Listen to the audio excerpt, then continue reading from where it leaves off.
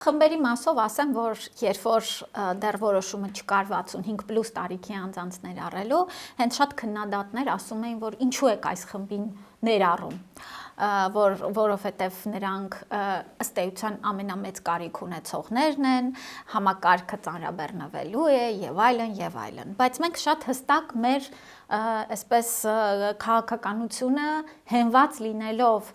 մեր բնակիչների շահերի վրա տարել ենք եւ ներառեցինք 65+ տարիքի անձանց հենց առաջին տարում, որտեղ կարծում ենք, որ այս մարդիկ էլ տարիներով սպասել են, ակնկալել են տասնյակ տարիներ եւ ինչ որ մի պահի պետք է գնալ այդ փոփոխությանը։ Հետո հենց ընդունեցինք 65+-ը, շատերը սկսեցին, բա ինչու եք 65-ը ընտրել, ընտրեիք 60-ից հետո եւ այլն։ Սա էլ է, իհարկե, ընտրությունը խմբերի իհարկե կապված է առաջնահերթություն տալով երեխաներին, սոցիալական կարգավիճակ ունեցող խմբերին եւ մեր ավագ սերնդի ներկայացուցիչներին, բայց այստեղ էլ պիտի հասկանանք, որ բյուջեի շրջանակներում պիտի կարողանանք տեղավորվել եւ այս